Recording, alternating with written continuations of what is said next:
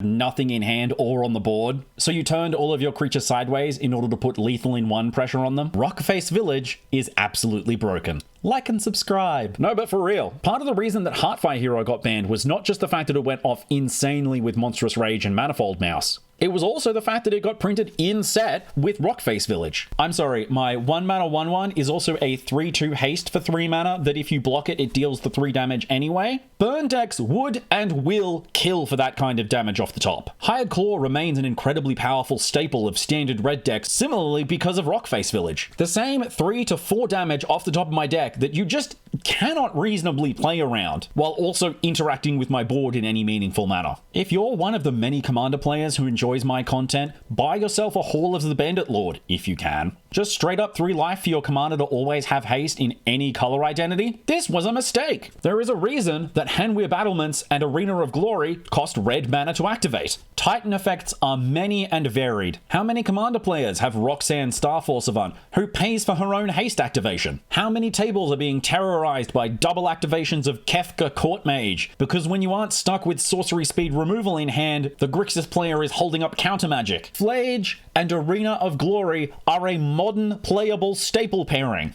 In general, it can be really easy to underestimate haste as an ability. Even in Commander, where waiting a turn to attack can be an eternity, waiting for 5 other players to finish their turns before you can finally actually get an attack in, it's extremely normal for you to not want to attack on the turn you cast something because you need to keep blockers up with 5 other players at the table. Sometimes I won't even be attacking with a Screaming Nemesis on the turn that I cast it, because my opponent has a 12/12 Chocobo on the board, and I absolutely dare them to Bartz and Boko it. We can just take 2 basic low rarity creatures and compare them. Brazen Scourge is a 3 mana 3/3 haste. Is it absolutely broken? No. Is it bad? Also no. It's an eminently balanced card, a useful part of any limited aggressive strategy. Compare that to Jewel Thief, a 3 mana 3/3 in green, which instead of haste has Vigilance, Trample, and it generates a treasure token. Now yes, Jewel Thief is better than Brazen Scourge, but that is simply because, like many cards in Streets of New Capenna, it was a mistake. For the purposes of comparison, we will ignore the treasure generation, as Wizards clearly did when they were deciding if Jewel Thief needed to be nerfed for draft.